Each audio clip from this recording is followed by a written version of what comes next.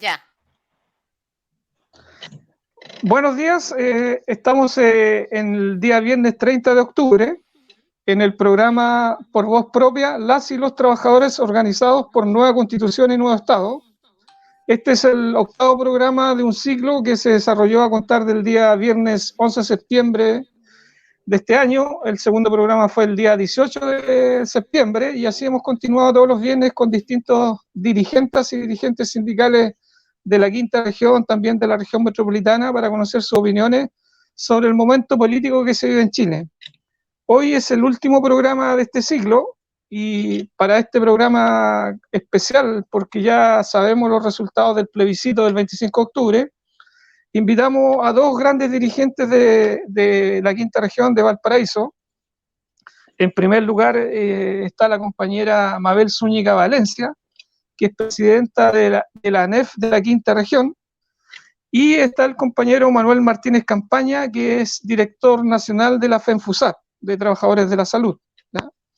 Ambos compañeros son de origen proletario, son formados, hay que decirlo, y eso es grato poder decir, vienen de hogares de clase, donde sus padres fueron gestores de la Unidad Popular, gestores del gobierno, del triunfo de Salvador Allende, del gobierno popular. Entonces son compañeros que tienen una visión política no de ahora, sino que una trayectoria desde su infancia, desde la cuna hasta el minuto en que están aquí en Valparaíso, ¿ya?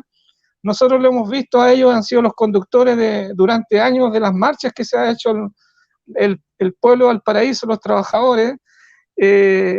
Son dirigentes actuales, vigentes, como os decía un compañero recién, han sido candidatos. La compañera Mabel fue candidata a diputada en la elección del 2017, el compañero Martínez fue candidato a Core. Entonces son gente preparada, digamos, con una alta experiencia.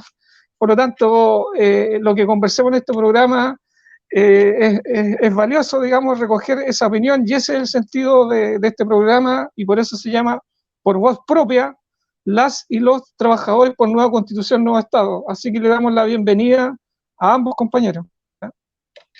Muchas gracias.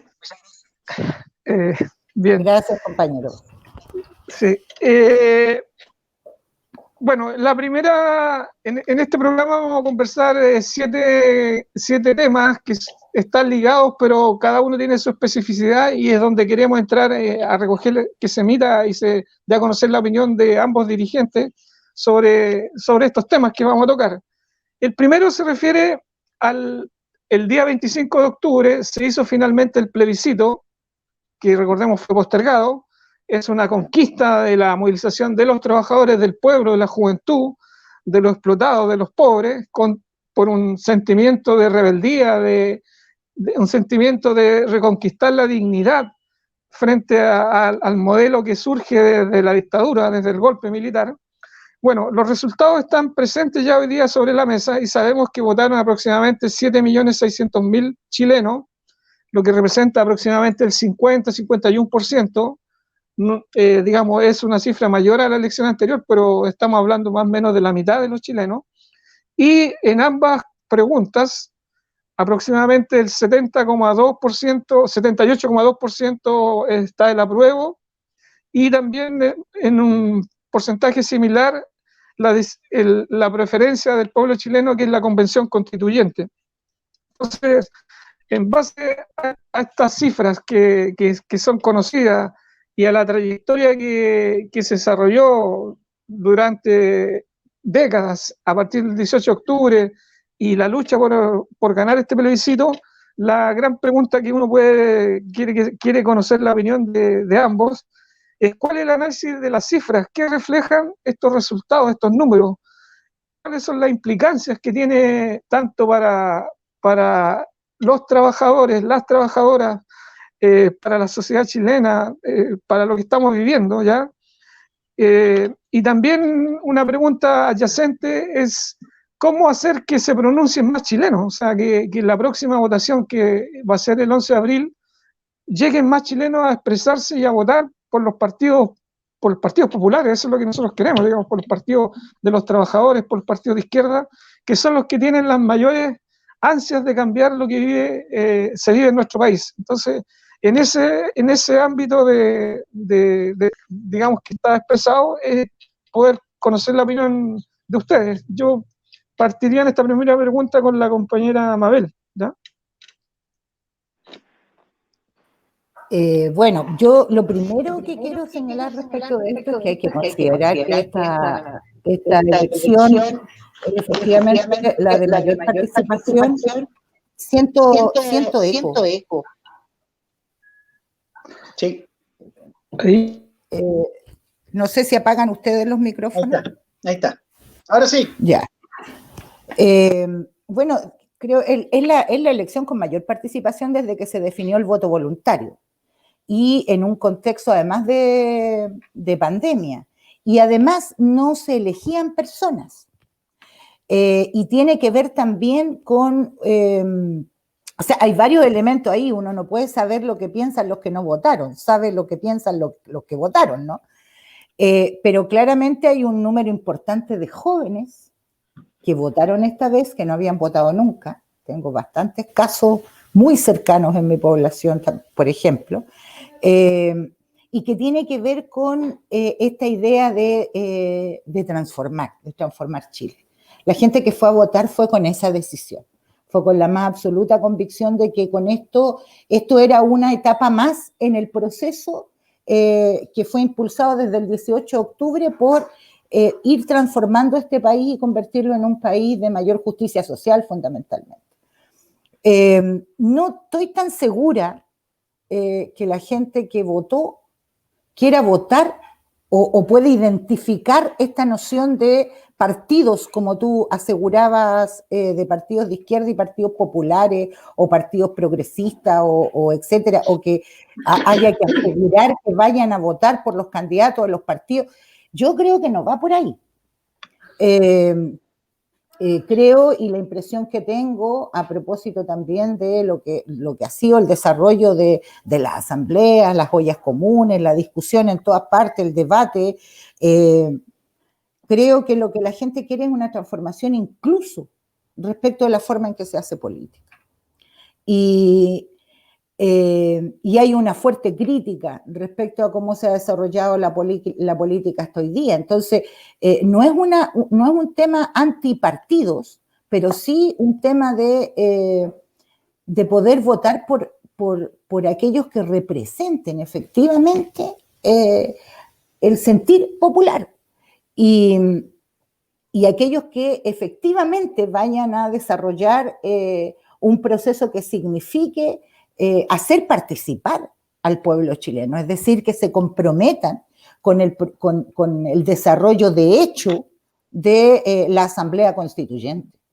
Yo creo que ahí es donde está la gran diferencia y creo que en la medida en que eso sea efectivo y este proceso de cambio no quede solo en el proceso del cambio constitucional determinado desde las élites, y sea efectivamente con la participación efectiva de las organizaciones, de los movimientos sociales, en un compromiso real respecto de la consulta durante el proceso a los espacios de participación popular, yo creo que vamos a poder avanzar en recuperar confianzas, porque hoy día lo que hay es un quiebre absoluto respecto a la confianza entre la élite política y las definiciones que se hacen desde arriba y el pueblo, o los pueblos, el conjunto de pueblos que habitan nuestro territorio.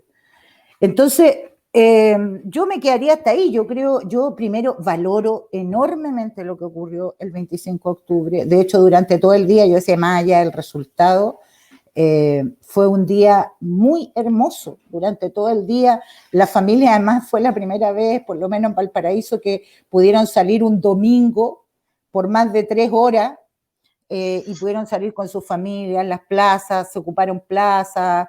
La gente hizo un día, creo que hacía muchos años, o era un poco lo que me contaban mis abuelos, mis padres, respecto de esta acción cívica que se producía antes que era como un día de fiesta el día de la elección, un día de encuentro, fue un día realmente hermoso y terminó muy hermoso también con las celebraciones que se realizaron. Fue un día de encuentro y sentía además que el pueblo chileno sentía que esto era suyo, le pertenecía, no le pertenecía a nadie más, la gente lo siente propio y no quiere que se lo arrebaten.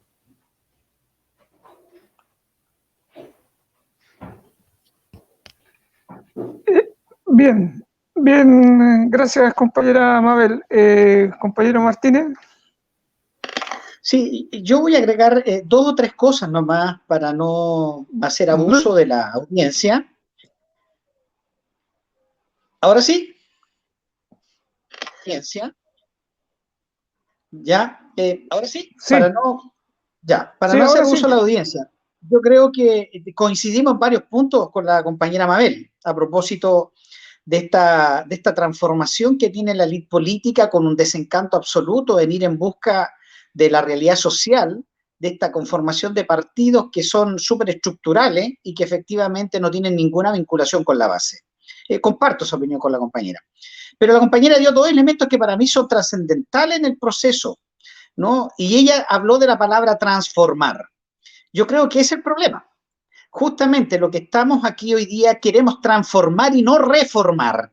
Y esa es una gran disputa que tenemos con el mundo político. Dicho esto, con los partidos políticos, ¿no? Efectivamente que hay una asunción permanente a generar reformas que no tienen ninguna característica de fondo y que efectivamente lo que hacen buscan habituallar de mejor manera el modelo. Expresado eso, que es cortito, ¿no? Quiero ponerme a la disposición de hacer un breve análisis de lo electoral, compartiendo con la cifra de la compañera, pero no hay que olvidarse que aquí ocurrió un fenómeno y que puede tener distintas atribuciones y a las cuales no quiero hacer alusión porque no tiene sentido, porque son nuestros adversarios, ¿no? Y tiene que ver con el 1,5 millones de votos que perdió la derecha y que se vino en busca de este proceso constituyente, al cual tenemos que hacer mucho análisis, porque eso hay que reconocerlo. No obstante, hay 1 millón de votos que efectivamente está por el apruebo, y ahí coincido plenamente con la compañera, que obedece al mundo juvenil. Sin lugar a dudas que el aporte mayor aquí fue el mundo juvenil. Pero también tenemos una ausencia. Y a propósito de un pronóstico que había hecho, y que el compañero Raúl lo conocía porque lo había escrito incluso, que desde el punto de vista de la forma en que se pretende hacer esta constitución, que es bastante mañosa, engañosa y además obstruccionista para el mundo popular, efectivamente constituir los 2/3 no es una cuestión menor, obedece a una cuestión de números. Por tanto, precisábamos al menos tener 9 millones de votos y no los tuvimos. Tuvimos 7,5 millones. Pero tengo ese sinsabor me da una mejor prueba, en tanto cuanto ese 1,5 millones de votos que nos faltó tiene que ver con el 1,5 millones de viejos que no votaron a propósito del COVID y que son los que tienen la mejor persistencia de voto. Y para más remate, y esto es lo importante, tiene una persistencia de voto tremendamente informada, porque es gente que viene del periodo anterior, que viene con, digamos, la experiencia vivida durante la Unidad Popular y el último gobierno democrático de este país, y que efectivamente expresa su votación con un argumento mayor desde el punto de vista político. Ese es el trabajo que tenemos que hacer hoy día, ¿no? A propósito de esta maravillosa elección, y coincido, vuelvo a insistir, coincido con la compañera Mabel, que fue una fiesta. Hacía muchos años que no teníamos una fiesta cívica, como lo dice ella, y que efectivamente representara la voluntad del pueblo, ¿no? Y esta voluntad, y con esto quiero rubricar lo que dijo Mabel, esta voluntad no ofrece opinión sobre candidatos, ofrece opinión sobre transformaciones. Y eso es lo fundamental en esto, ¿no? Porque se va en busca de transformar una constitución fascista y que ha tenido por objetivo principal, ¿cierto?, romper la organización social, y justamente en esa tarea estamos hoy día, ¿no? En esta alicaída organización social que, debo decir, los jóvenes han impulsado muy tenazmente, y que gracias a ello es lo que hoy día tenemos, ¿eh? A propósito, porque esta desubicación política que han tenido los partidos populares, todos los partidos populares, efectivamente han dejado de lado este control de la batalla, de la lucha, ¿no? de poder empoderarse de lo que ocurre en la pobla, efectivamente no ha permitido en ellos hacer ubicación concreta y real a propósito de un elemento que no tiene aún la movilización social, que es dirección, ¿no? Y esa no dirección obedece a la voluntad del pueblo de querer transformar, porque ninguno de aquellos que en algún minuto ofrecieron direcciones, incluida la organización sindical, es capaz, primero, de atribuirse los triunfos, y segundo, de ese triunfo hacer una dirección que permita organizar al pueblo para el triunfo mayor. Ahí hay una carencia de la organización social y que es necesaria revitalizarla en el sentido de que efectivamente busquemos aquellos que, dada la persistencia de este pueblo, permita representar de mejor forma lo que pueda ocurrir en el 11 de abril próximo. ¿No? Y que dicho sea de paso, ¿quiénes van a ser los candidatos reales? Porque no nos sirve, y usando esta plataforma lo digo abiertamente, no nos sirve que los partidos digan que tenemos desde el tercer puesto para abajo ocupación de la lista, que tenemos necesitamos el primero, porque el primero es el que sale electo, porque necesitamos el primero, porque el primero es el que sale electo. Lo demás es una falacia, compañero, es una mentira. Lo demás es una falacia, es una mentira. Bien. Ya pasamos la primera pregunta, entramos en calor en el debate, se nota, van surgiendo las ideas desde los dirigentes sindicales, el movimiento sindical, de su experiencia, de lo que vivieron. También tengo que decir que la Central Unitaria de Trabajadores el día 25 sacó una importante declaración para valorar este hecho, y en una frase importante dice la idea siguiente, dice: hoy Chile cierra 30 años de transición y más de 40 bajo el yugo de la Carta Magna de la dictadura, ¿ya? O sea, pone una frase que marca el cierre de un periodo, y es un poco lo que aparece en la conversación, digamos, aquí con los dos compañeros dirigentes sindicales. Ahora pasamos al segundo tema, que tiene que ver, lleva por frase las nuevas y grandes tareas del movimiento sindical para una nueva constitución, un nuevo Estado, ¿ya? A partir de este triunfo del 25 de octubre, y a partir de lo que dice esta propia declaración de la Central Unitaria, donde quiere, digamos, pone de relieve que esta no será esta próxima etapa que viene no será tan fácil, no será tan sencilla poder lograr,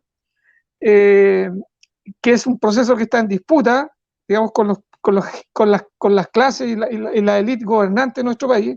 Entonces la pregunta que buscamos que se responda es: ¿cuáles son las nuevas y grandes tareas que tiene hoy día ya el movimiento sindical producto del triunfo del 25 de octubre?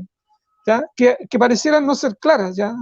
Parecieran no ser claras, y en esta semana inicial, digamos, no aparece una gran claridad. Y bueno, por eso es la pregunta, digamos. ¿Qué es lo que ustedes piensan y opinan? Compañera Mabel.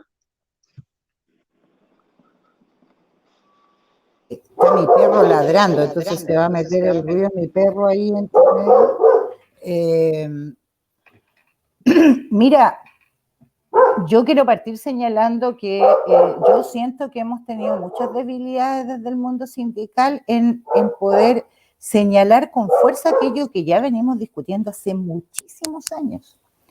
El año 2005, 2006, bueno, nosotros de partida en la ANEF venimos hablando respecto de la Asamblea Constituyente y el cambio del rol del Estado en Chile desde fines de los 90. Y ya el año 2005 en el Congreso de la CUT, 2005-2006, si mal no recuerdo, en el Congreso de la CUT, donde también participó la ANEF, bueno, y todas las organizaciones que pertenecen a la CUT, se definió un documento y un acuerdo en ese año.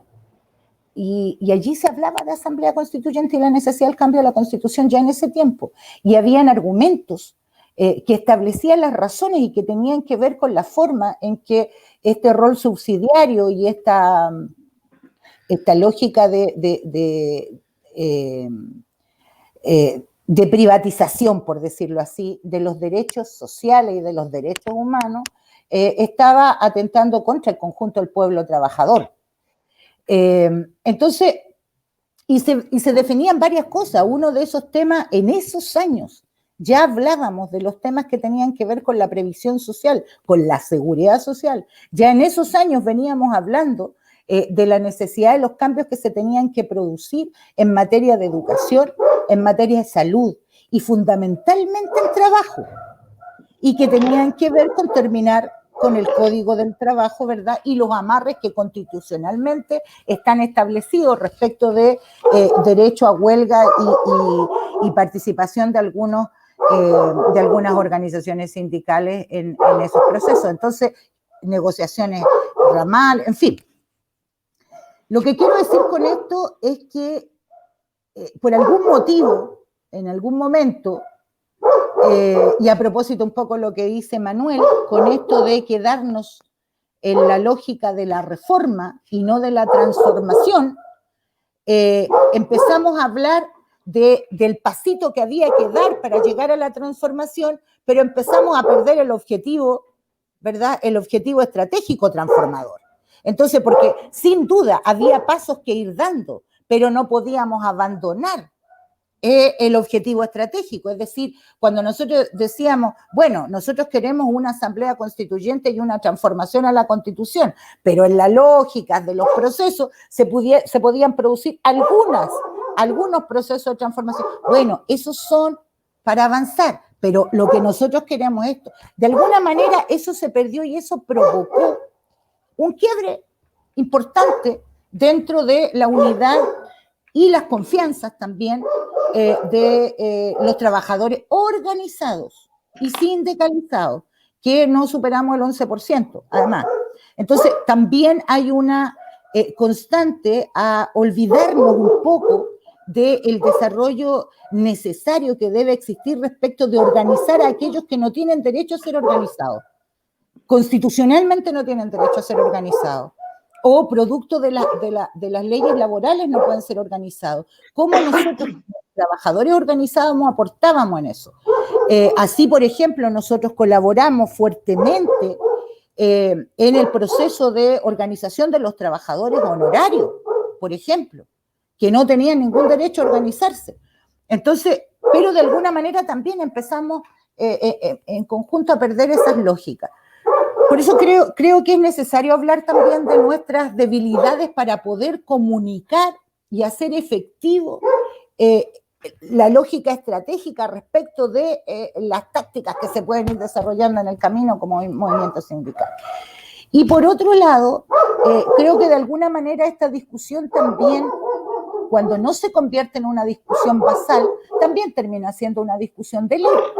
Entonces, es absoluta, y allí se empiezan a juntar estas prácticas que son propias de los partidos, ¿verdad?, a las prácticas que también de alguna manera se pudieron haber desarrollado también en algunas organizaciones sindicales o en muchas de las organizaciones sindicales. De alguna manera, en este último periodo hemos ido retomando el rumbo y de alguna manera siento yo que hemos logrado ir haciendo sintonía respecto de esta necesidad de recoger también la opinión desde la base del movimiento sindical y generar procesos que exige la base. La base pide a gritos la unidad del movimiento sindical. El 12 de octubre, con esto termino, el 12 de noviembre logramos algo que no habíamos logrado nunca.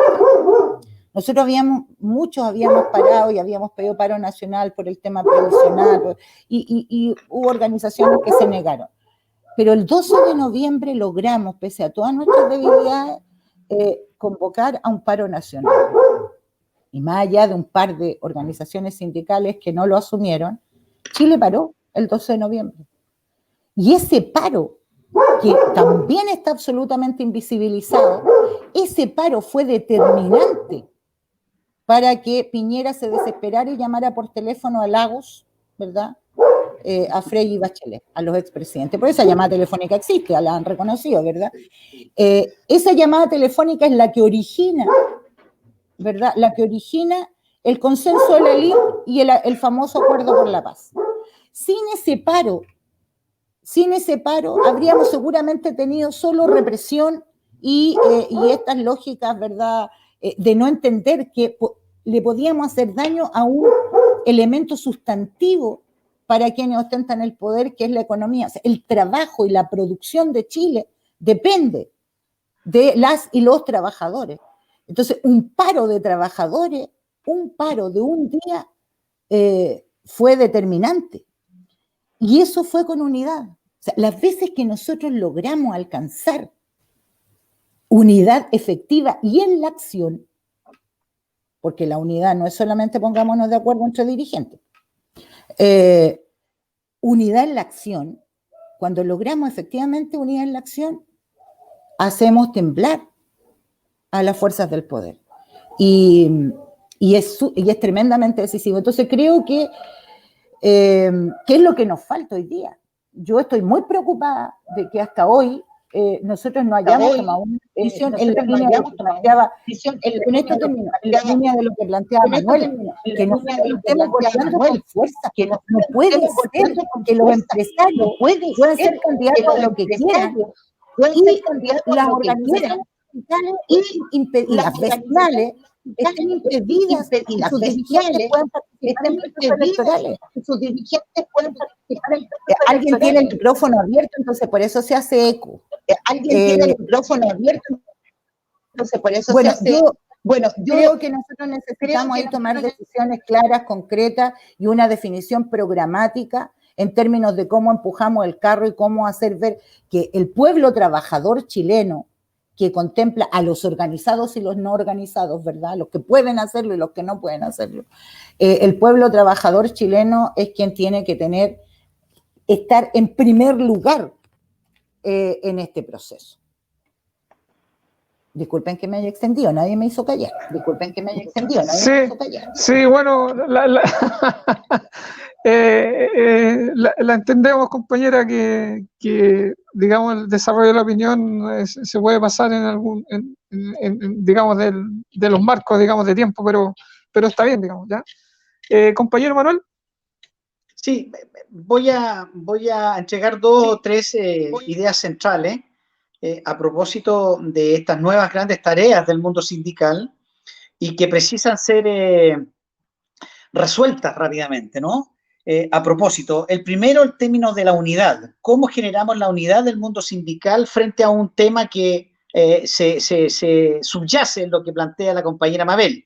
Y que es, ¿qué entendemos o qué queremos los trabajadores? ¿Queremos organización democrática participativa o queremos organización democrática representativa? Esa es la gran discusión que tiene hoy día el mundo sindical a propósito de este objetivo de llevar adelante la propuesta, y aquí viene el segundo tema importante, de levantar el pliego de Chile a propósito del proceso constituyente y que debiera ser la herramienta más eficaz para levantar la movilización desde hoy, no desde mañana, desde hoy, para poner el acento en esta discusión abierta al pueblo, donde los trabajadores somos parte del pueblo, a propósito, en levantar nuestra propia propuesta constitucional.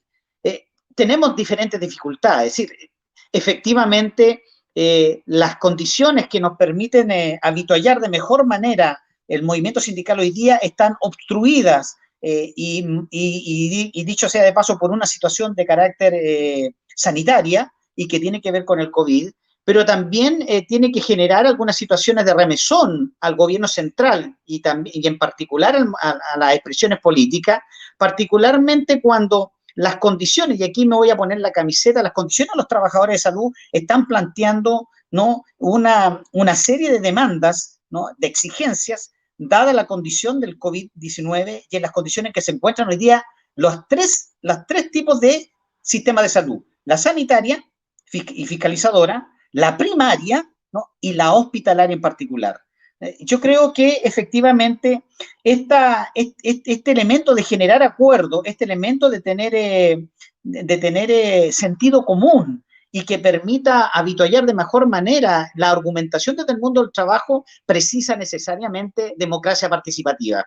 Y ahí pongo el acento con la compañera Mabel, sin lugar a duda, que es lo que ha adolecido la organización sindical. Se ha transformado en un instrumento portavoz personal de aquellos que somos dirigentes, ¿no?, y que efectivamente termina haciendo síntesis personales y no lo que reclama la organización sindical en su contexto general, los asociados, ¿no?, sobre lo que pretende del mundo sindical. Y eso ha generado los retrasos necesarios para tener una mejor organización y que represente a la clase, ¿no? Y en esto de tener cuidado, cómo generamos esa representación, yo creo que tiene un valor fundamental. Hoy día tenemos una gran discusión y que tiene que ver justamente con este modelo de representaciones y no de participaciones en los acuerdos, y que haga motivación directa respecto de lo acordado y no de lo que yo piense. Me quedo hasta ahí, ¿no? Particularmente con la generación de un nuevo pliego de Chile en estas grandes ideas y que deben de contener, sin lugar a duda, el propósito constitucional. Y eso es urgente, es hoy día, no es mañana. Tenemos muy poco tiempo de aquí a 11 de abril, compañeros, y eso es terrible, me tiene muy angustiado, porque no veo a la organización sindical, y con esto concluyo, con la necesidad de que tenemos que mantener la movilización social en la calle, con COVID o sin COVID, porque es necesario producir la transformación de Chile, no la reforma de Chile.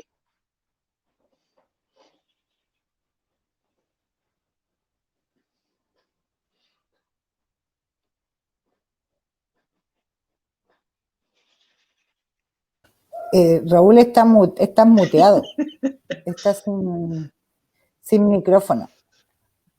Comparto, Manuel, absolutamente tu exigencia. Se tiene que convertir en nuestra exigencia.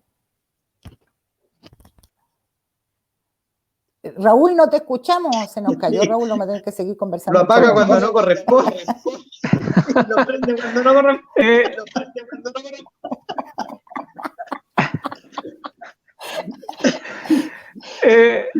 Bueno, la tercera tema, digamos, algo ha salido antes, pero tiene que ver con la propuesta constitucional del movimiento sindical chileno. Ya lleva por ese título, a partir de lo que sea la elaboración o creación de las CUT provinciales, territoriales, y también la CUT nacional como la organización máxima de los trabajadores chilenos, ¿ya?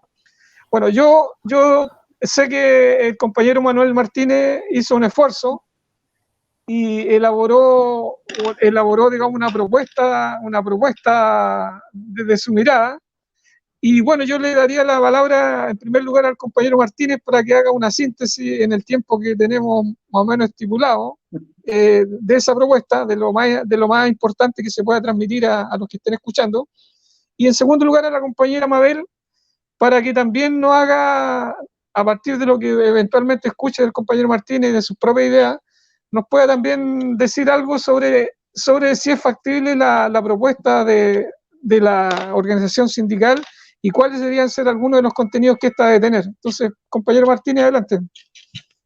Sí, bueno, la propuesta que diseñé tiene que ver con algunos preceptos de carácter generales, a los cuales yo le he dado un nombre en particular, que los he denominado absolutos impedecederos, como los principios básicos que deben estar enunciados en una constitución, como es el tema de la dignidad, la libertad, la vida, el trabajo, ¿no? Y que deben de arrojar necesariamente leyes de segunda categoría, o derechos, perdón, de segunda categoría, como es la salud, el empleo, ¿no? Y que satisfagan la necesidad de hacer mejor comprensión sobre el desarrollo de esta primera gran norma para quienes constituimos la nación.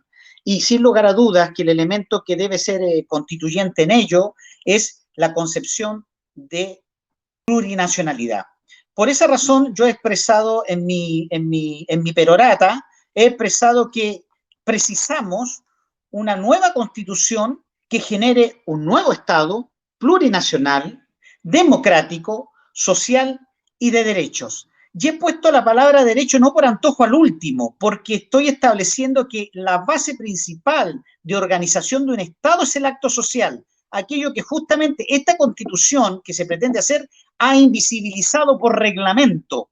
Y hay que decirlo, nos invisibilizaron por reglamento, porque no quieren que la organización social tenga sus propios representantes al interior del proceso constituyente. Ya ha habido un descalabro tremendo en tratar de hacer la paritaria, y ayer, después de mucho esfuerzo, han logrado aumentar 54 cupos para el pueblo originario, ¿no? Y que deberán ser parte de ellos cómo van a disponer, y que todavía hay una discusión, porque no se sabe si van a ser complementarios los 155 o si efectivamente, como quiere la derecha, restar esos 28 cargos a los 155. Es decir, vivimos en una situación bastante compleja en este cuadro político que se va conformando y que pudiera establecer un criterio distinto. Pero en esos elementos yo transo una opinión y que tiene que ver con una palabra en particular que aparece en la Constitución y en distintos derechos, que es la palabra acceso.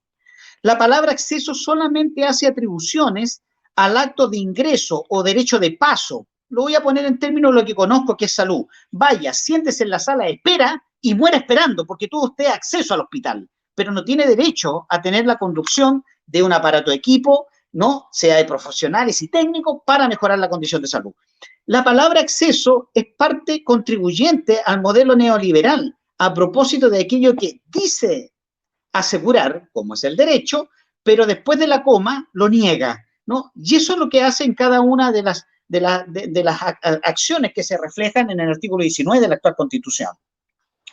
Establecido ese criterio, entonces, ese es un criterio general que puede traducirse y que yo también lo he determinado como una retórica extensista, donde estableciendo el derecho en la primera frase, vean lo que dice después de la coma, lo niega inmediatamente, porque no está en esta Constitución en particular, aquella que nos rige hoy, ¿no? Establecer los derechos fundamentales, menos aún los derechos secundarios que establezcan la habitualidad del Estado respecto a la preocupación, respecto de la ubicación y respecto de la generación de ese derecho, ¿no? Porque tiene que estar respaldado, tiene que estar absolutamente respaldado por el Estado.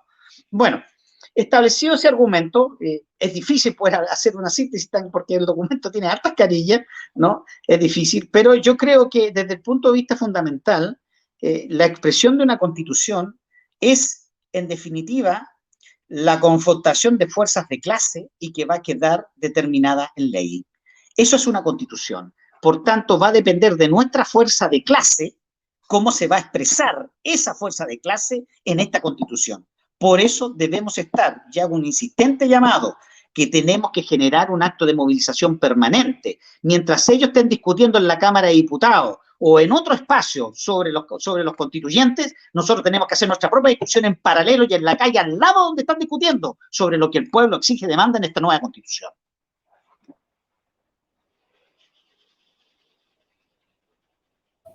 Oye, yo no he leído el documento de Manuel, y hasta aquí, hasta esta síntesis, comparto plenamente lo que él señala. Por lo tanto, no voy a redundar. Yo quiero enfatizar, no redundar, enfatizar en algunos de estos elementos a propósito también de la historia. Porque efectivamente lo que aquí hay es lucha de clases. Y lo que se va a expresar efectivamente en este proceso y lo que ya se está expresando, si lo que ocurrió el 15 de noviembre fue el resultado de eso. Por eso antes hablaba del paro de los trabajadores, ¿verdad? Y de cómo esto muestra que los poderes que están alrededor de la clase dominante, ¿verdad? Y que cuidan los intereses de la clase dominante, rápidamente se pusieron de acuerdo para poder aplastar el proceso y luego de ello establecer una ley que impide efectivamente que sea la clase trabajadora la que tome en sus manos el proceso. Esto ocurrió el año 25, y hay que decirlo. El año 25, cuando la clase trabajadora impulsa el proceso constituyente también, impulsa la asamblea constituyente, rápidamente la clase dominante, a propósito de represión brutal también, se ponen de acuerdo y redactan la Constitución del 25.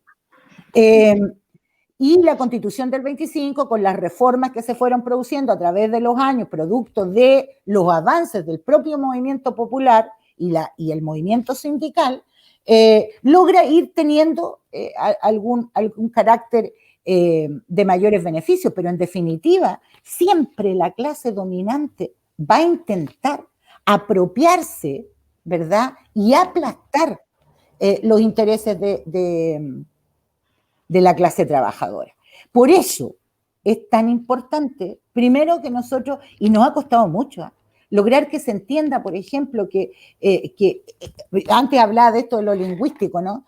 De que nosotros estamos tan acostumbrados en el mundo sindical y culturalmente la gente está tan acostumbrada a que el mundo sindical pelee por sus propios problemas y reivindicaciones y en estas negociaciones, ¿verdad?, respecto de los salarios, respecto al, bueno, que ciertamente son muy importantes, pero nos han intentado siempre sacar de la lucha estructural, de la lucha por la vivienda, por la salud, por la educación, en definitiva, por tener participación, opinión y protagonismo en el tipo de sociedad que queremos construir y que le queremos heredar a las futuras generaciones. Nos van a seguir sacando si nosotros no tomamos las riendas de ese proceso.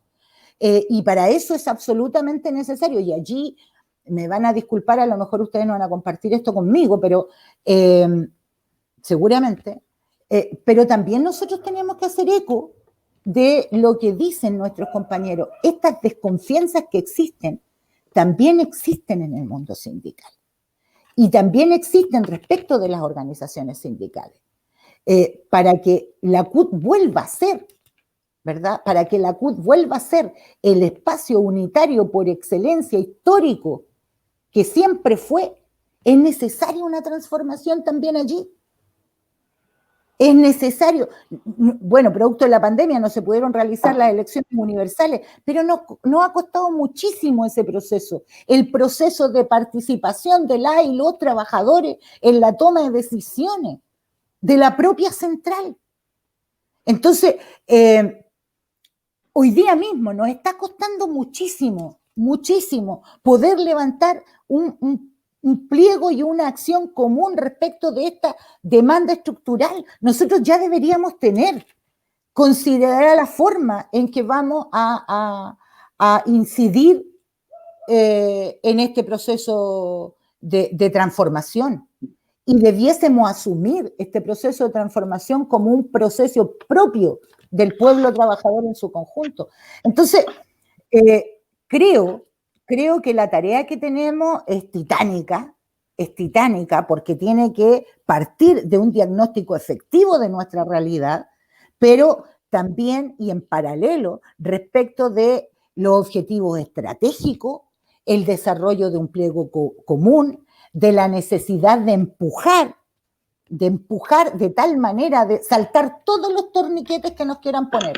La clase dominante nos va a poner 1 y 1000 torniquetes. Nosotros, y además tenemos que hacer alianza con el conjunto del pueblo trabajador. Por eso decía, no es solo la CUT. Necesitamos que la CUT junto a las organizaciones vecinales, ambientalistas, feministas, pueblos originarios, todos juntos, todos los pueblos y todas las organizaciones debemos estar discutiendo esto. No es solo, ni es patrimonio solamente de la clase trabajadora. La clase trabajadora no es patrimonio de la CUT. La clase trabajadora va mucho más allá. Entonces, desde la CUT debemos impulsar ese debate, sin duda. Pero ese debate tiene que hacerse con el conjunto del pueblo trabajador, con los que están organizados en todas partes. Y eso nos ha costado muchísimo también. Y creo que hay que impulsarlo con mucha fuerza y coincido con Manuel.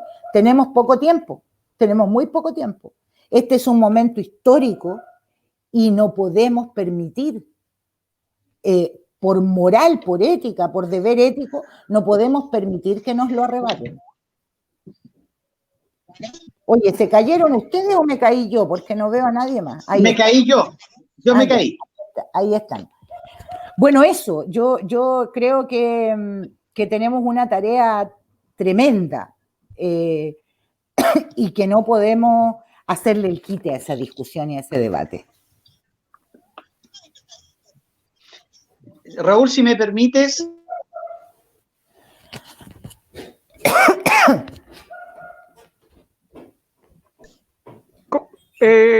¿Ahora estamos nuevamente los tres? Sí. ¿Aló? Raúl, quisiera solamente agregar un ¿Estamos tema nuevamente los importante tres conectados? Sí. Sí. ¿Ya? Manuel quiere agregar algo.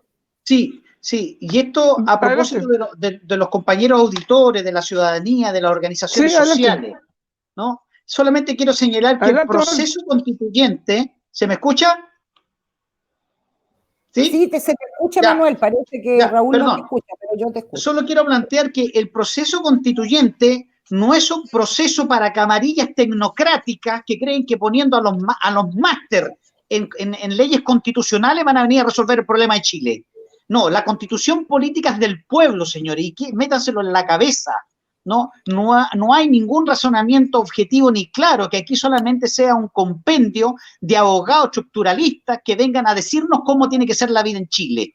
La Constitución es eso. Por tanto, llamar al pueblo a hacer la mayor cantidad de reflexiones posibles, porque de allí tiene que salir nuestra síntesis, ¿no? Y no de aquellos que han tratado de suponer o presuponer que esta discusión para esta nueva Constitución es tal como lo dijo la compañera Mabel, es la discusión de lo que se hizo en 1925 y la que se hizo en 1980. A la cresta con eso, señor. Vamos a construir una carta fundamental y que tiene por expresión primaria, y hay que decirlo, lo que quedó trunco en el año 1970 con la posible Constitución de Salvador Allende, que le hicieron mierda después de la dictadura militar.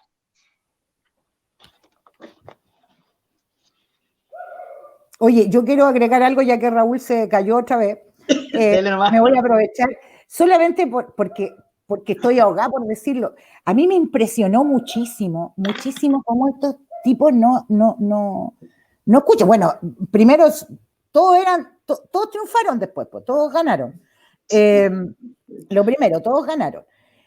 Pero las entrevistas inmediatamente, cuando había un porcentaje ya de voto escrutado y se sabía ya que el apruebo y la Convención Constitucional ganaban, en la tele entrevistaron a los comandos, entonces fueron a este comando, al comando concertación, para mí el comando concertación, no me acuerdo cómo se llama ahora, pero es donde están todos los partidos de la concertación, y entrevistan a Heraldo Muñoz, y Heraldo Muñoz dice, y yo dije, no, ya esto es demasiado, dice, esto, a propósito de que había ido más gente a votar, ¿verdad?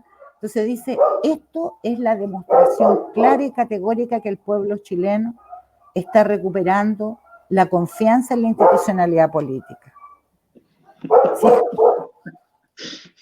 Yo dije, perdonen los que nos escuchan, huevón, esto es tan enfermo.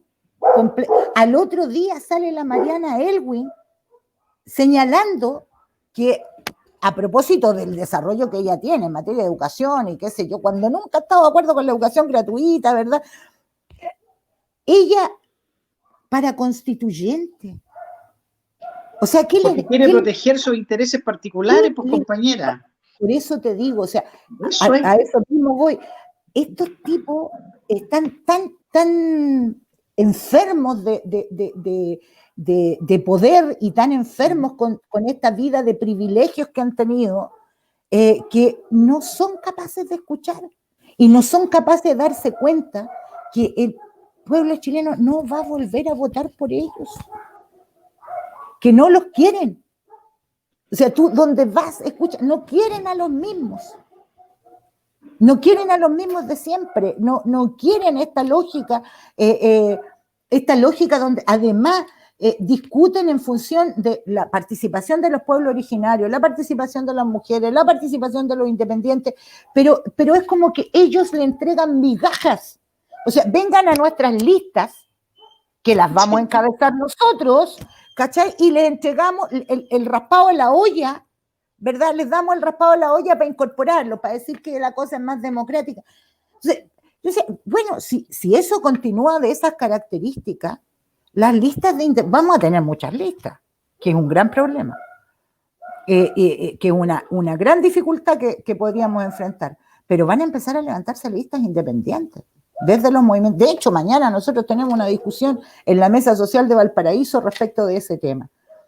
O sea, ¿cómo empujamos para que haya una sola lista? Pero además que esa lista sea la expresión del mundo popular organizado, de los movimientos sociales, de las trayectorias de lucha, que han tenido las organizaciones. No se trata de candidatos, se trata de relevar a aquellos que han luchado por transformar este país y no a aquellos que le han puesto freno permanentemente a las grandes transformaciones de este país. Entonces, yo creo que vamos a enfrentar en los próximos meses, de aquí a enero, que es cuando se inscriben ya, vamos a enfrentarnos, aparte, sacada la cuenta, vamos a tener que enfrentar un montón de elecciones, son como 5.000 candidatos en el país, en total, entre todas las elecciones que se vienen el próximo año. Bueno, eso no fue casual. Eso también, a eso voy, eso también confunde. Sí, eso también eso va a confundir muchísimo. Por eso a mí me preocupa que estemos discutiendo respecto de lo menos importante. Me preocupa que nuestras organizaciones estén discutiendo lo menos importante, estén discutiendo respecto de con qué partido ir y con qué candidato, y no estemos discutiendo y haciendo la discusión de que tenemos que empujar, y como bien tú dices, con movilización, con fuerza, con los mínimos exigibles.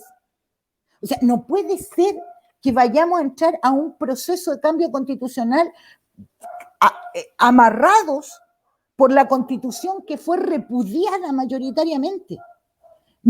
No debiésemos tener esta lógica del respeto a los tratados de libre comercio, los tratados internacionales. El único tratado internacional que hay que seguir respetando es el de derechos humanos. Todo lo demás debiese ser cuestionado y modificado. Y es más, el plebiscito de salida no puede ser condicionante de seguir con la misma Constitución que fue rechazada. Bueno, ahí tenemos un problema estructural. Todas esas discusiones son absolutamente necesarias darlas y lograr, por tanto, que dentro de el proceso de convención constitucional, lograr las mayorías dentro, pero estar empujándolo. No podemos dejar a los tipos legislando solos, discutiendo solos y solas.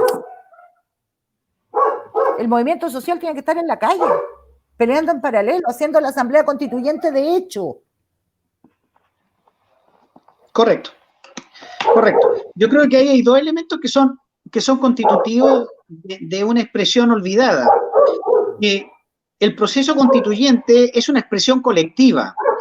Se nos ha tratado o ha intentado meter en la cabeza, y tal vez con esto voy a redundar en un punto anterior, que tiene que ver con el unipersonalismo respecto de ideas unipersonales a presentar dentro de la Constitución, ¿no? Cuando yo voy en un colectivo, lo primero que tiene que hacer ese colectivo, sea social, sea independiente o sea político, es que me tiene que mostrar las cartas en la mesa. A ver, ¿por qué va usted?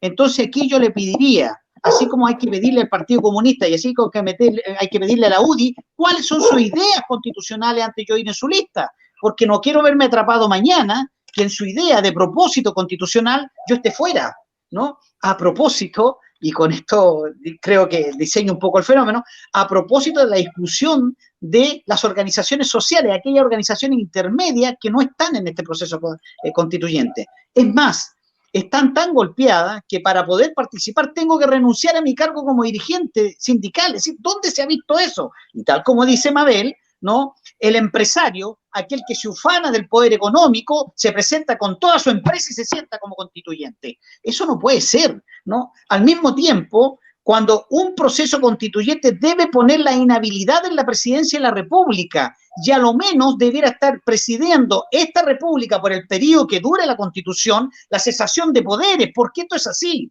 No puede seguir atribuyéndose, tal como lo dice Mabel, acciones a una Constitución que ha sido rechazada respecto a una Constitución que debe ser generada. Es decir, no tiene ningún sentido. Esto está patas para arriba en realidad. Por eso que insisto en esta cuestión de que estamos muy lentos, ¿no? Y también debo deducir del movimiento sindical algunas cuestiones que nos cruzan, que nos pasan. Debo de reconocer, y aquí me hago el mea culpa, por los aportes que uno muchas veces no hace, porque no alcanzan los tiempos, porque uno no se puede mover por todos los lugares que tiene que moverse, ¿no? Sobre la carencia intelectual del mundo sindical de hoy. Tengo que decirlo. Hay una carencia, hay poco estudio de nuestros dirigentes sindicales, porque tal como dijo Mabel, y quiero deducir de lo que ella dice lo siguiente, pudiera estar equivocado, donde el mundo sindical hoy día se le atribuyó única y exclusivamente la acción reivindicacionista de aquella cuestión económica, y tan reivindicacionista es que terminamos peleando en la negociación del sector público por un bono de mierda y no atender a las necesidades estructurales de la administración del Estado. A propósito de la administración del sector público, que hay que transformarla, porque tenemos que borrar los estatutos especiales, porque tenemos que borrar la norma general de base general de administración del Estado, porque tenemos que construir un Estado, a propósito, que vaya al servicio de la gente. Este Estado no nos sirve. Este Estado ocluye toda organización social. Dicho sea de paso, pongo un ejemplo. El acto consultivo en este país es rey, pero pídale a la organización social que tenga decisiones políticas a propósito de dónde se construye un hospital, o cuáles son las características de ese hospital, o dónde se construye un colegio y cuáles son las características de ese colegio. Nos consultan nomás, pues total no nos pescan y ellos hacen lo que ellos quieren. Esa constitución yo no la quiero. Oye, estoy preocupada además porque estamos solos. Sí, parece que a Raúl se le cayó el sistema, pero podemos seguir avanzando. Ya, a propósito de eso, yo quisiera poner un tema que es relevante, ¿no? Este proceso eleccionario, y trasunta del punto de vista numeral, ahí apareció Raúl, ha tenido como objetivo principal esta acción como supernumeraria al hecho de que pudiera estar diciéndonos que no necesitamos que el voto sea obligatorio. No, el Estado se construye con deberes y obligaciones. Y aquí yo llamo al mundo sindical que esta cuestión no es baladí, señor. ¿No? Cuando yo voy a construir la norma, tengo una obligación con el Estado, porque el derecho en sí mismo significa obligación del otro, porque los derechos están circunscritos en un rayado de cancha, porque por lo que para mí es derecho, para ti se convierte en obligación. Dicho eso, no pretendan aquellos que, dado que aumentamos un 50 o un 56% la votación, no es necesaria la obligación obligatoria. No, señor. El Estado tiene que comprometerse con su gente y la gente tiene que comprometerse con su Estado. En el acto del voto obligatorio debe de retornar al acto constitucional. Mira, yo tengo ahí algunos matices, o sea, no es tan profundo, pero sí tengo algunos matices respecto de la forma en que esto fue planteado, porque voto voluntario para la entrada, voto obligatorio para la salida, ¿verdad? Eso también responde a las triquiñuelas planteadas, ¿verdad?, desde quienes toman las decisiones, de estas decisiones elitarias que tenemos hoy día en Chile. Y a mí me parece, y creo que el pueblo lo ha demostrado, que más allá yo puedo compartir contigo que en el mundo sindical hay muchos compañeros y compañeras dirigentes y dirigentes que no manejamos. Hay un 80% de chilenos que no comprenden lo que leen, no es solamente en el mundo sindical. Y hay una muy, muy escasa capacidad o hábito de lectura también en el pueblo chileno, y nuestros dirigentes y dirigentas no se excluyen de ello, ¿no? Nosotros mismos no nos excluimos de eso. Sin embargo, compañero, a mí no me preocupa eso. A mí no me preocupa porque mi padre lo decía, y muchas gracias, Raúl, por la presentación que nos hiciste respecto de nuestras cunas proletarias. Y yo siempre recuerdo a mi padre y las cosas que me decía. Mi papá me decía, cuando usted dude, cuando tenga cualquier dificultad, salga y escuche a su pueblo. Su pueblo no le va a hablar bonito, pero le va a decir para dónde caminar. Y efectivamente es así. Efectivamente es así. Yo creo en la sabiduría proletaria, creo en la sabiduría popular. El 25 de octubre fue eso, fue pura sabiduría popular. La gente no sabe, no ha leído la Constitución, es verdad. Nuestros dirigentes tampoco la han leído. Pero todos tenían súper claro. Incluso cuando yo dudé por el tema del acuerdo por la paz, y tú sabes cuál era mi opinión en ese minuto, estaba tan molesta con el acuerdo elitario, escuchar a mi asamblea, escuchar a mis compañeros y a mis compañeras, me mostró ¿Por dónde había que caminar? Ninguno de ellos había leído la Constitución.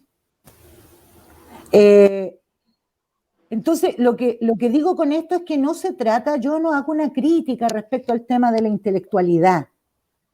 Me da exactamente lo mismo, yo creo en la sabiduría proletaria. Es más, creo y confío en una gran frase que me plantearon por ahí alguna vez.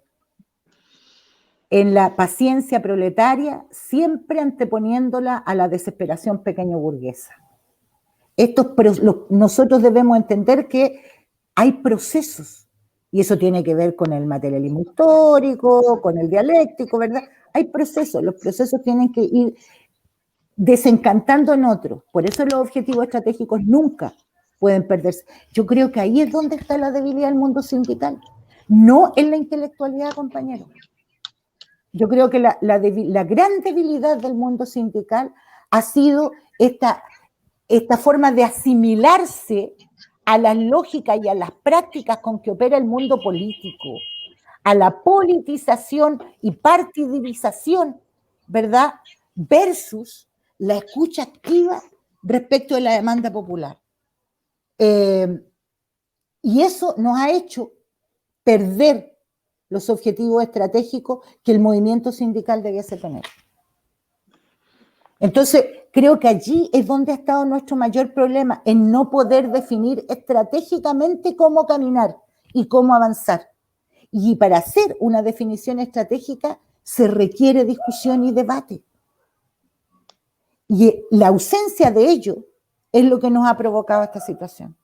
Entonces, yo ahí es donde hago la diferencia, entendiendo que sería mucho más potente si leyéramos más, y ahí hablo no solo de los dirigentes, hablo del país, y hablo de la educación, y hablo de los elementos curriculares, ¿verdad? Y de las estrategias en educación. O sea, si leyéramos más, si tuviéramos mejor comprensión lectora, si indudablemente un país y un pueblo que sabe, que conoce, que está informado, ¿verdad? Indudablemente tiene menos probabilidades de ser extorsionado y abusado, sin duda. Sí, yo creo, estoy de acuerdo contigo, Mabel. Lo que yo estoy planteando es que esta falta de conocimiento muchas veces hay un rol importante, ¿no? Que el mundo sindical perdió la convicción política y la educación política.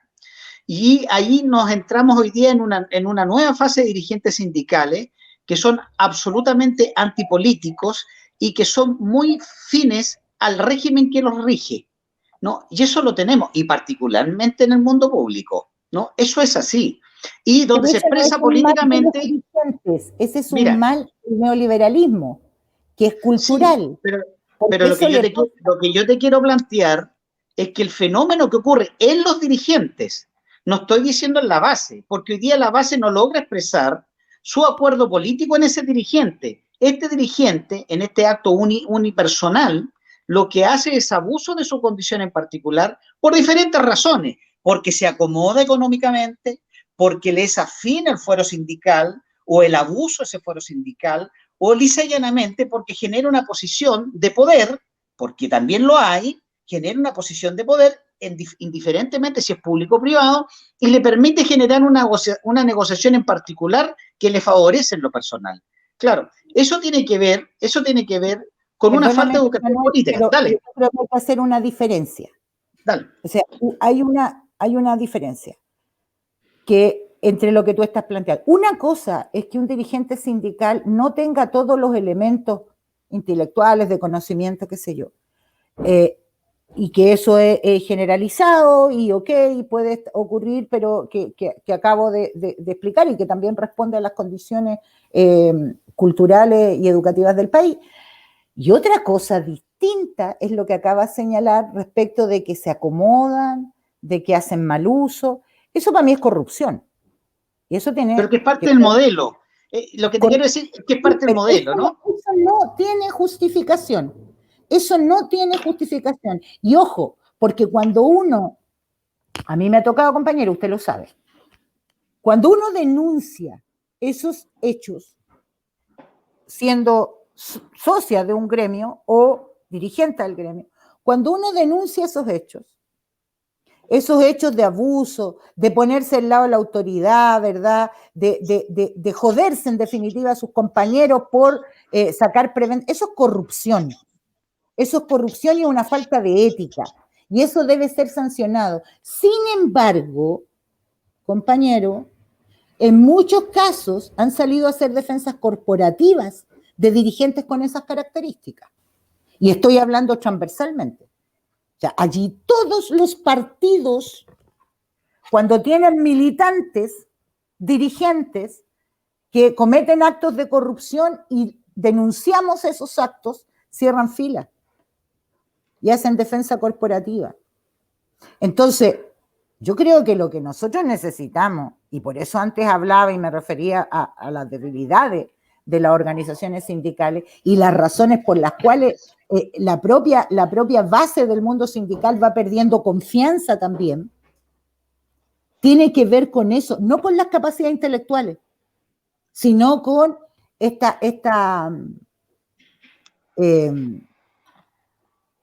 abuso, que es el mismo abuso, guardando las proporciones, que comete la élite política. Entonces, para mí, un dirigente corrupto es un dirigente que tiene que ser sancionado y expulsado. Un dirigente que no tiene conocimiento, que no tiene formación, ¿verdad? Puede tenerla, puede alcanzarla, puede lograrla, y hay que generar las condiciones, y la organización sindical debe ser capaz de tener espacios para desarrollar esa formación. Pero la corrupción no tiene perdón. Y allí nadie, y en lo que por lo menos yo y a ustedes les consta, por lo menos yo y en nuestra organización, hemos siempre denunciado esos hechos. Nos han tratado lo peor porque hemos hecho esas denuncias. Y se nos han ido los partidos políticos, incluido el suyo, se nos han ido en contra. Entonces, y nos han tratado lo peor, ¿verdad? O sea, la última elección de la CUT, compañero, la última elección de la CUT fue un fraude. Fue un fraude. Y eso es corrupción. Y por miedo, porque eso es romper la unidad se rompe cuando salvas a los corruptos. Porque se pierde la unidad con los únicos que importan, que son las y los trabajadores. Porque hay un precepto anterior a eso, Mabel. El precepto anterior tiene que ver con la falta de democracia interna del mundo sindical. Y eso es consecuencia natural del modelo en el cual vivimos. Claro, yo comparto contigo lo que tú dices. Y eso es consecuencia del modelo en el cual vivimos. No tiene otra explicación. Y dada la resolución de esta democracia representativa y no participativa, y lo voy a poner concretamente cómo funcionaba antes, un Congreso podía sacar de cuajo a todo el Consejo Directivo Nacional y se convocaba a elección inmediatamente. Hoy día la ley no impide, es decir, el modelo estructural jurídico está hecho de tal manera para que los grados de corruptibilidad por anga por manga, y aquí te pongo yo, por anga por manga pueden ser utilizados, porque el concepto de democracia participativa no está, no existe, compañero, no existe. Compañero. Es solamente unipersonal. Compañero, no voy a entrar en más discusión porque quien tiene que conducir es Raúl, pero compañero, sí, apareció. Usted sabe que la razón no es esa. Usted sabe que la causa no es esa. Que la causa son las defensas corporativas porque es necesaria la hegemonía de tal o cual partido en tal o cual organización. Entonces, en mi organización, y acá en la región y en otras regiones, a nosotros nos costó años sacar esa lógica hegemónica. Nosotros ahora tenemos listas que son unitarias, amplias, y la mayoría son independientes, ¿verdad? Con el corazón, porque el independiente puro tampoco existe, ¿verdad? Con el corazón puesto a algún lado. Pero la lógica era, ¿verdad? La lógica no era esa. No era la representación de los trabajadores. La lógica era la hegemonía de algún sector político.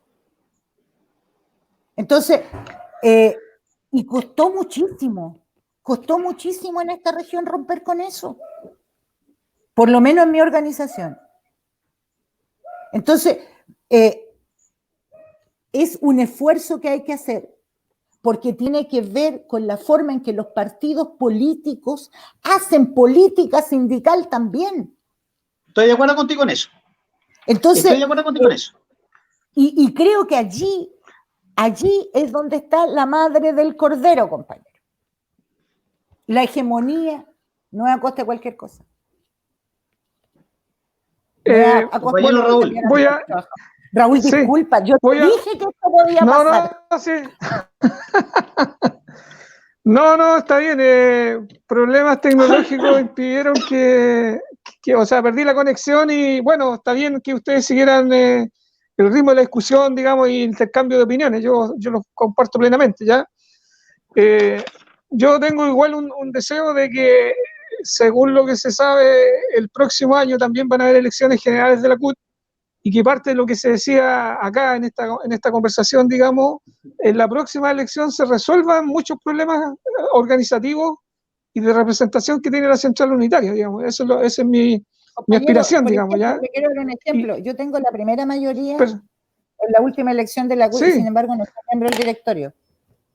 No, si eso está claro que la CUT provincial Valparaíso no es igual que la CUT provincial Chacabuco, donde hay una presidenta que se llama Ana Millacaris y que estuvo aquí en este programa sentada, igual que usted, conversando, digamos, sobre estos temas, ¿ya? Aquí en Valparaíso tenemos un secretario general y no tenemos un presidente, ¿ya? Pero por eso digo, espero que el próximo año, cuando se hagan las elecciones, todos estos temas se resuelvan, porque el pueblo lo necesita, los trabajadores necesitan una herramienta más poderosa, que es la central unitaria. De eso no cabe ninguna duda. Bueno, yo me quedan 3 preguntas porque estamos en las 12:11 y quiero llevarlo a las 3 cosas que quedan. Sí, está bien. Uno, aquí en parte se ha dicho, y en la síntesis que uno puede hacer, que estamos viviendo un episodio agudo de lucha de clases que puede ser más agudo aún, ¿ya? Se enfrentan fuerzas políticas de clase detrás de todo lo que estamos discutiendo, ¿ya? El llamado a la unidad que uno escucha, digamos, parecen muchos cantos de sirena, ¿ya?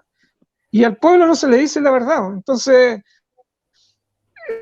este realismo está de a poco apareciendo y lo que yo puedo sintetizar, digamos, para preguntarle a ustedes, es que aquí en Chile, de las fuerzas que no están en el gobierno, así yo las titularía, que no necesariamente son oposición, las fuerzas que no están formalmente en el gobierno, que son muchos partidos políticos, uno los puede dividir en 2 grandes agrupaciones. Una agrupación democrático-burguesa, donde están las fuerzas social cristiana, socialdemócrata, laica, tecnocrática, y que son finalmente capitalistas, y yo siento que están agrupados en una unidad constituyente, ¿ya? Que quiere estabilizar Chile, y hay otro grupo de fuerzas políticas que uno puede decir que son democráticas, popular, donde hay marxistas, comunistas, antineoliberales, anticapitalistas, que tampoco tiene acciones de este mundo, ¿ya? Y el Frente Amplio, lo que yo siento es que se devanea entre ambas, digamos, agrupaciones, democrático-burguesa o democrático-popular, ya hasta este momento, hasta el día de hoy, digamos, no se sabe con cuál de esas va a buscar una alianza para presentarse a las elecciones de los constituyentes el 11 de abril, ¿ya? Entonces, sobre el tema de la unidad, me gustaría que se hiciera un redondeo, porque la lógica indica que eso no va a haber, pero también hay una posición o una oposición social que también puede levantar sus listas propias, ¿ya? Entonces, sobre este punto, me interesa, digamos, que ustedes puedan redondear lo que a lo mejor han dicho anteriormente. ¿Cómo esperan, digamos, que lleguemos al 11 de abril, digamos, y eventualmente voy a hacer la segunda pregunta al tiro, que ya también se ha dicho, dentro de los 55 constituyentes que se elijan, van a estar sentados los dirigentes sindicales. Esa es la pregunta, ¿ya? Y si no están sentados, digamos, ¿qué es lo que va a ocurrir? ¿Qué va a ocurrir? Pues? Esa es la pregunta, digamos, ¿ya? Entonces, sobre ese tema, me gustaría que se pudieran hacer una síntesis, como digo, de lo que quizás se ha dicho anteriormente, pero ¿qué es la pregunta del momento? Y lo que la gente está sintiendo y está viendo y está escuchando todos los días a distintas fuerzas políticas que están hablando muchas cosas, pero que no son la realidad. ¿Ya? Por eso que la queremos preguntar. Ya. Compañero Martínez. Yo creo que el principio unitario se basa en... Y aquí está el problema, ¿no? Creo que hay un problema anterior y que tiene que ver con la idea que genera unidad. Y ahí tenemos un conflicto. Y a partir de ese sentido, cuando ningún partido político ha planteado cuál es su idea de constitución, difícilmente podríamos establecer un acuerdo preliminar a generar un acuerdo con que yo no conozco ni yo sé, independiente de aquellos partidos, y por favor, y aquí quiero recoger un poco lo que dice Mabel, independiente de aquellos partidos que se dicen representantes de, ¿no? Y que tal vez fueron, pero que hoy día no están. ¿No? Y que efectivamente esa base social, aquella que está en los cerros de Valparaíso, aquella que está en las 7 grandes tomas de Chile, que están en Viña del Mar, en la cuna del neoliberalismo, donde los de abajo gozan, ¿no?, de caviar y los de arriba comen mierda. Es que ese es el tema, ¿no? La concepción de unidad tiene que basarse en un criterio común y al menos en un acuerdo, en un acuerdo explicitado. Entonces, aquí lo que hacen falta son las ideas, porque si no seguimos transando la unidad respecto al personaje, ¿no? Y ahí yo quiero hacer un salto cuantitativo y cualitativo. Es decir, no es porque sea el Manuel Martínez el que tenga una propuesta constitucional el que debe ir ahí, porque como la hizo a lo mejor tiene mejor capacidades que el otro. No, bajo ningún punto de vista, porque la construcción del acto constitucional debe deberse necesariamente a un criterio colectivo respecto de qué queremos de Chile, ¿no? Y que exprese, y ahí hay un problema, y que exprese efectivamente esta lucha de clases a propósito de la conciliación de fuerzas que va a ser este proceso constituyente. Y ahí donde los partidos quedan, yo diría, absolutamente descoordinados y fuera de fase, porque en definitiva viven su propia realidad. A propósito, y ahí sí puedo recoger lo que decía antes Mabel, ¿no?, a propósito del acto hegemónico que generan los partidos políticos en torno a su idea principal y a su principio principal, que de repente andan medios perdidos porque se olvidan inclusive de aquellos actos que son estratégicos, tácticos y circunstanciales, ¿no? Porque nos vienen a enseñar sobre unidad, sobre esa base, cuando ellos no son capaces de tener criterio común inclusive al interior de sus propios partidos. Dicho esto, a propósito de la concertación número 2 o 2.0, como se quiera decir, porque hasta entre ellos tienen, digamos, disimilitudes. Pero en función de esto, yo creo que el primer elemento, y ahí es donde tenemos un grado de culpabilidad del mundo sindical, que teniendo algunas ideas matrices, no hemos sido capaces de escribir esas ideas matrices y sostener el acuerdo político respecto de esas ideas matrices, porque podemos tenerlas. Yo creo que no hay mucha diferencia, porque lo que está en discusión hoy día, ¿no?, es tremendamente relevante e importante para el pueblo de Chile y particularmente para aquellos que tienen en sus hombros la generación de riqueza en el país, que es el sector productivo. Y ahí hay un tremendo temazo en Chile, cuando tenemos casi la mitad de nuestra, perdón, 3/4 partes, 75% de la extractividad de Chile está en manos del sector extranjero, ¿no? Entonces, ¿dónde queda la riqueza de Chile? Dicho esto, el llamado a los partidos, y aquí quiero ser muy concreto, y también a mi partido, ¿no?, y lo digo con nombre y apellido, a mi Partido Comunista de Chile, que si efectivamente quiere volver a la acción de entenderse como un partido de la clase, como un partido de los trabajadores, lo primero es entender qué dicen los trabajadores. Y en esa perspectiva, y ahí recojo el guante de Mabel y digo, bueno, ¿quién va a ser el candidato número 1 del Partido Comunista de Chile en la región de Valparaíso, o en la provincia o en la comuna de Valparaíso, a propósito del acto circunscripcional? ¿Quién va a ser? ¿Cuál de los dirigentes que tenemos? Por pencas que sean, por una razón muy simple. Porque puede ser muy penca, pero si yo tengo un acuerdo escrito, el dirigente no se me puede mover de ahí. Pero necesito saber primero qué va a decir el Partido Comunista de Chile a propósito de la provincia de Valparaíso sobre la idea constitucional. Eso es necesario, es básico, ¿no? Porque si no lo vamos a circunscribir única y exclusivamente a una unidad de personalidades que no nos va a servir y donde vamos a caer en un acto tecnocrático de construcción constitucional, ¿no? Y que va a terminar en una discusión bastante espuria entre la Constitución del 25, la de Alessandri, y la Constitución de Pinochet de 1980. Entonces, eso no queremos eso. Queremos construir algo distinto. Y eso es lo que nos está exigiendo la calle. Esa es la representación de estos 7,5 millones de chilenos que fueron a las urnas y expresaron casi en un 80%, el 80% en definitiva, optaron por la opción de convención constituyente 100%. Porque ahí yo recojo también el guante, Mabel. Efectivamente, esa expresión no tiene que ver con los partidos políticos. Tiene que ver con la voluntad nacional sobre el efecto de lo que no han hecho los partidos políticos. Dice llanamente es eso, independiente que en una u otra posición se hayan manifestado al interior de la Cámara por lo que tienen que hacer o por lo que no hicieron, ¿no? Porque eso tiene que ver con eso, porque efectivamente hoy día la colusión que se produce, y con esto concluyo, con una ley electoral que inclusive amarra, y esto a dolor de mi propio partido, porque lo he dicho muchas veces y lo he escrito, ¿no?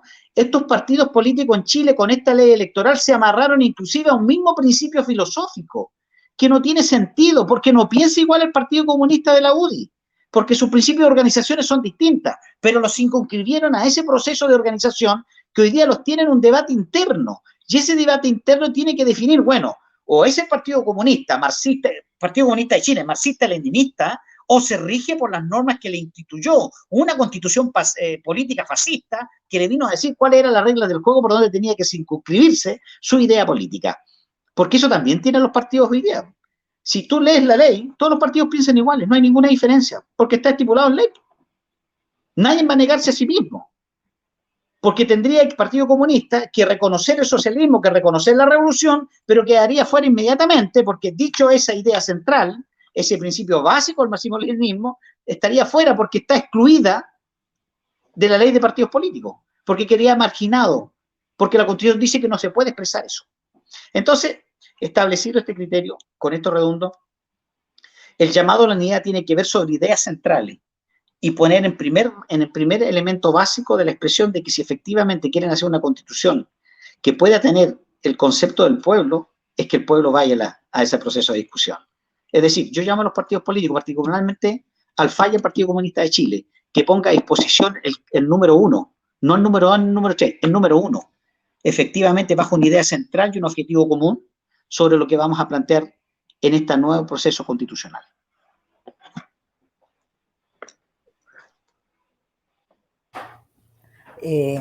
A mí me parece loquísima esta discusión. Porque, primero, el 80% de los chilenos y más no pertenecen a ningún partido político. Entonces, que los partidos políticos tengan que definir quién va y en qué lugar, me parece del teatro del absurdo. Y es un diálogo sordo, o sea, la cantante calva se queda corta acá. Entonces, me parece loquísima la forma, la de uno ve las discusiones que hay, los debates. Yo no soy militante, a pesar de que soy comunista. No soy militante, y no soy militante precisamente por eso, y por lo que he expresado durante todo este rato. Yo siento que la hegemonía y no siento, tengo la convicción de que la hegemonía y la lucha por el poder es de la clase trabajadora. Y un partido revolucionario, un partido marxista, un partido de clase, pone eso en primer lugar, al centro de todo su quehacer. Bueno, esa es la razón fundamental por la cual no soy militante en ningún partido. Y tengo que ser independiente, ¿verdad? No. Pero, claro, porque en el estricto rigor, y para ser consecuente y absolutamente consecuente, ya que me declaro marxista, yo debiese ser militante, porque se hace el trabajo en colectivo y no sola. Pero como no hay dónde, sigo trabajando con la clase y sigo militando en el sindicalismo para tratar de hacer trabajo colectivo. Tengo doble militancia. Claro. Entonces hay por eso digo que esta discusión constituyente, que además de politización, de la falta de conciencia y clase del pueblo trabajador, del no entender las categorías en las que nos puso el neoliberalismo a la fuerza trabajadores en Chile, que estamos en distintas categorías, porque el trabajador cuenta propia, incluso el emprendedor, ¿verdad? Hoy día con la pandemia está absolutamente claro que lo que se creía en clase media quedó absolutamente demostrado, que son clases trabajadoras también, ¿verdad? Entonces, estas lógicas en las que nos puso la acumulación de riqueza del despojo que es el neoliberalismo, nos llevó a esta situación, a una situación tremenda de despolitización. Y en contraparte de eso, un sector importante que está permanentemente intentando hegemonizar, y ni siquiera con mucha claridad respecto de para qué quiere hegemonizar, porque no me queda claro, a mí no me queda claro esto de las izquierdas, por ejemplo. Un elemento fundamental es definir, por ejemplo, a propósito de la transformación, que en términos de ideas, que la gran transformación que hay que generar en esta Constitución es la transformación que tiene que ver con eliminar los enclaves del neoliberalismo, de la política del despojo de las tierras, del despojo del agua, del despojo de los derechos sociales, ¿verdad? Que es el neoliberalismo en definitiva. Y allí, claro, allí ya tenemos dentro de la oposición parlamentaria, porque además, queridos compañeros, la oposición no es solamente y no se circunscribe a los partidos que están dentro del Parlamento. Hay una gran cantidad de partidos y movimientos políticos que están fuera del Parlamento y que también tienen opinión política y que también tienen incidencia social y que también van a tener opinión en este proceso y que debiesen tenerla y que no están siendo considerados tampoco en ninguna parte. A propósito de la discusión que la élite hace. Por otro lado, las definiciones que las toman los partidos, las va a tomar, en este caso, el Partido Comunista del Comité Comunal, local, regional, o nuevamente les van a imponer desde Santiago a los candidatos. Porque eso pasa. Eso también ha pasado. Los partidos definen cosas en sus regiones y les imponen otras. Entonces, esta discusión que está centrada en los partidos, ¿verdad? Sigue siendo elitaria. Sigue siendo elitaria. Y por tanto va a seguir siendo en la lógica hegemónica. ¿Qué pasa si el movimiento social decide, toma la decisión? Estos espacios de coordinación, ¿verdad? Toman la decisión, en algún minuto lo planteamos, fue una idea que yo tuve, que la planteé, que empezamos a discutirla, y que se sigue discutiendo. ¿Qué pasa si los movimientos sociales le pedimos a todos los partidos que se unan y apoyen la lista de los movimientos sociales independientes? O con militancias, ¿verdad?, de dirigentes sociales, pero dentro de un proyecto común de los movimientos sociales.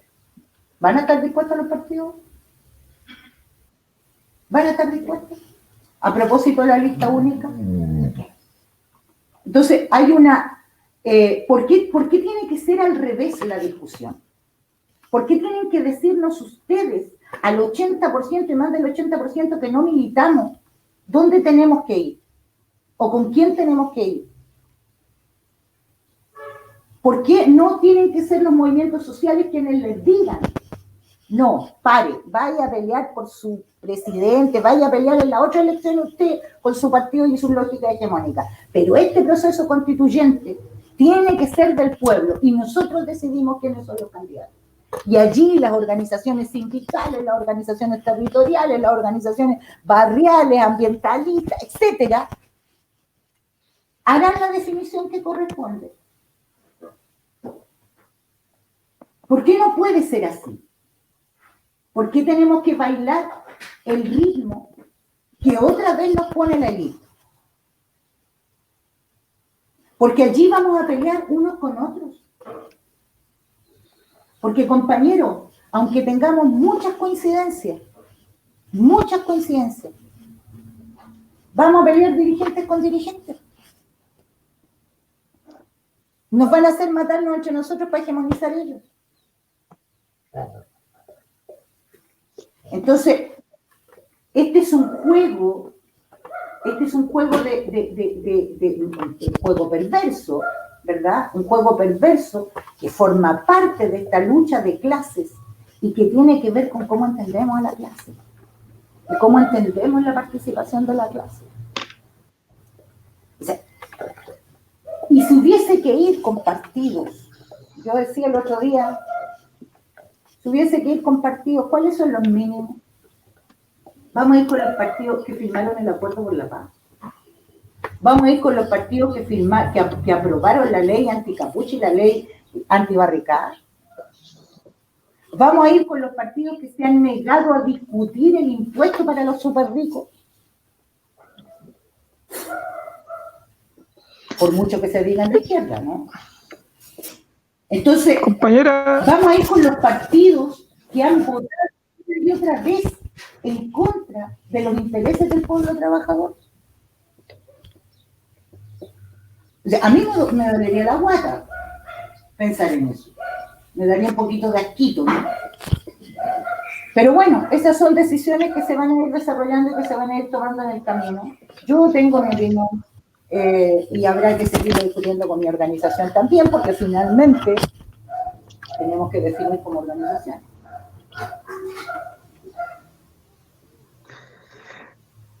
Compañero, bueno, llegamos a las 2:30.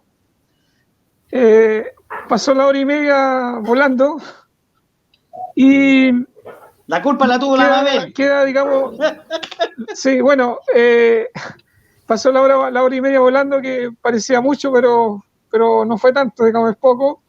Y yo estoy interesado en volver a repetir este encuentro el día miércoles, creo, 13 de enero. Una vez que ya estén inscritas todas las listas, sepamos cuántas listas se inscribieron en Chile, quiénes son los candidatos. Si alguno de ustedes que está hoy día aquí, eso no es candidato, me parece. Está inscrito, o sea, para verlo, digamos, lo que se dijo hoy día y lo que mañana aparece como candidato en alguna parte, y hagamos el análisis qué parte, a partir, qué comienza a partir de que ya están inscritas las listas, los candidatos, y vamos a poder hacer ese análisis con pelo y señales y poder decir si están o no están los dirigentes sindicales, están los estudiantes, quiénes están en las listas, ¿ya?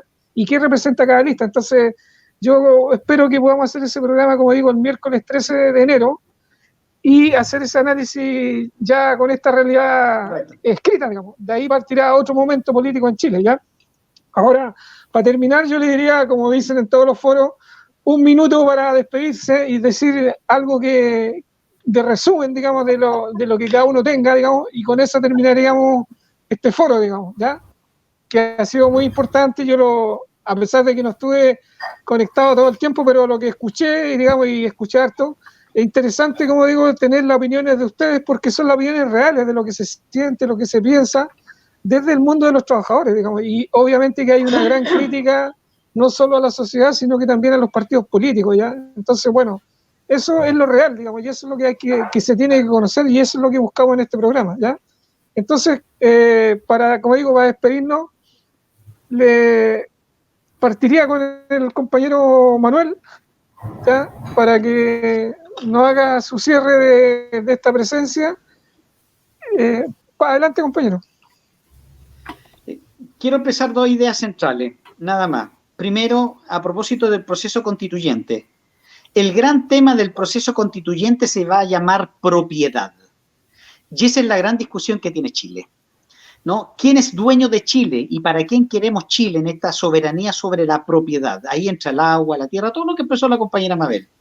Pero también precisamos de esto, y ahí tal vez tengo un disenso con la compañera, que el movimiento social por sí mismo no va a producir el acto transformador, porque el movimiento social por sí mismo hoy día está en una evaluación, y a lo mejor no comparte conmigo, está en una evaluación que cae necesariamente en el movimentismo, justamente porque no hay dirección política del movimiento y precisa de dirección, a donde hay diferentes actores que están en disputa, ¿no? Inclusive el movimiento sindical a veces disputa la dirección de este movimiento social, a propósito de las mesas que se generan.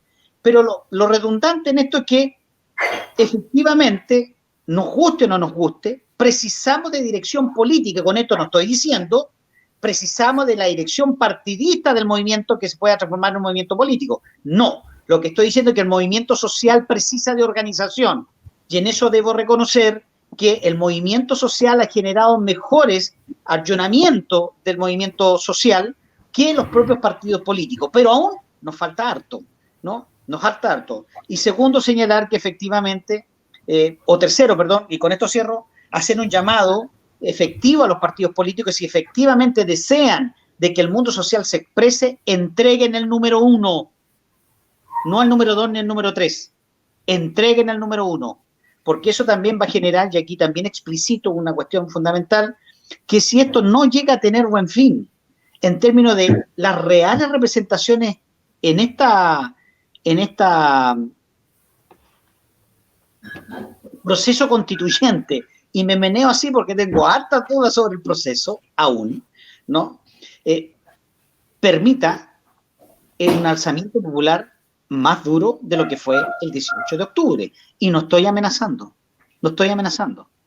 porque tiene que ver con lo que decía la Mabel.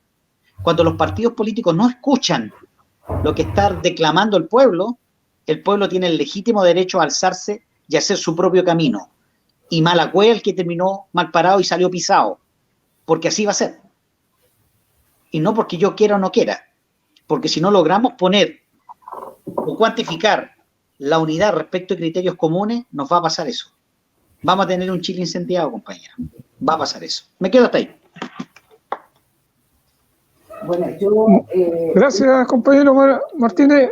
Compañera Mabel. Sí, gracias. Yo quiero primero saludar, estaba mirando ahí, hay harta gente que nos ha visto y que ha mandado saludos, así que les agradezco los comentarios y los saludo.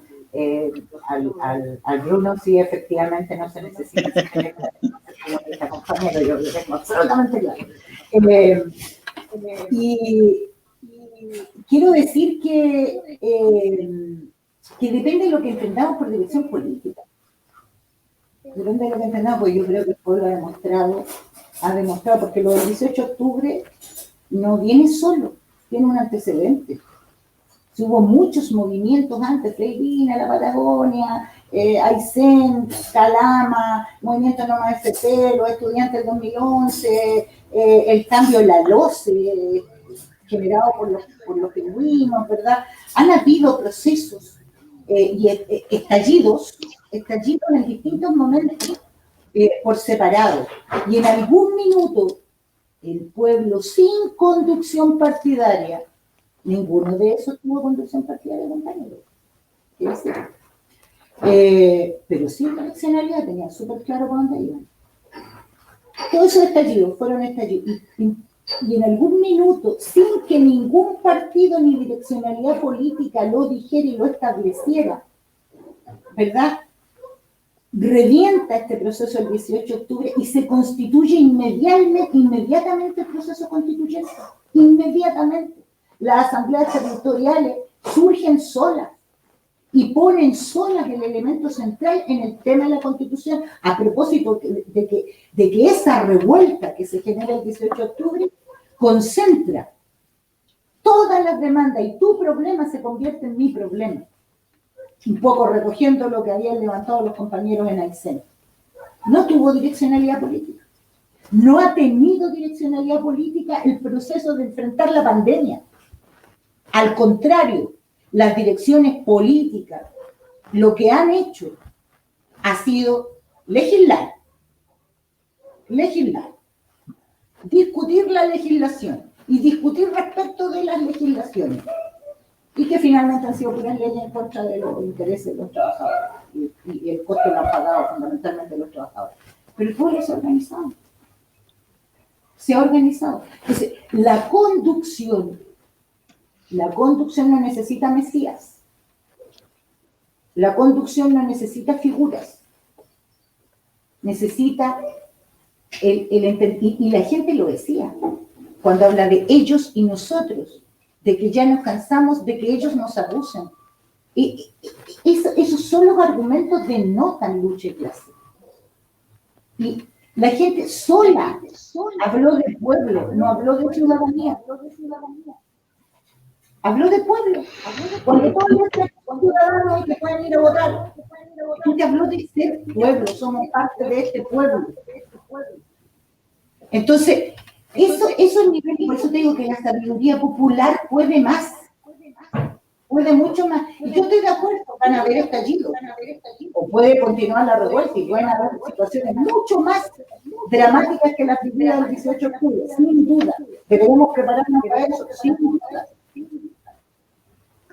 Pero va a ser producto de esa definición. Yo confío, con paciencia proletaria, confío en estos procesos, porque no son los procesos de la élite, porque son los procesos que vienen determinando nuestro pueblo para poder avanzar en las transformaciones. Compañera. Entonces, yo con esto me despido. Discúlpame, Raúl, yo te lo advertí que era buena para hablar. Te pido mil disculpas. Yo con esto me despido porque me despido con esa confianza, compañeros y compañeras. Los partidos probablemente no van a lograr entender en mucho rato, pero en algún minuto también lo van a hacer, porque es parte de los procesos. Esperemos. De los procesos. Yo confío en este proceso, no en el constitucional.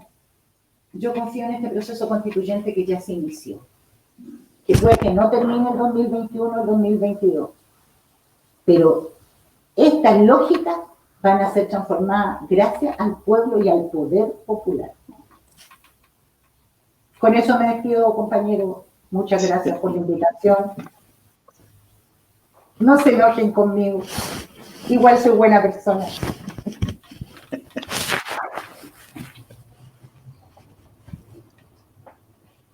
Micrófono. Micrófono, Raúl. Micrófono. Micrófono. Raúl está sin micrófono. Micrófono.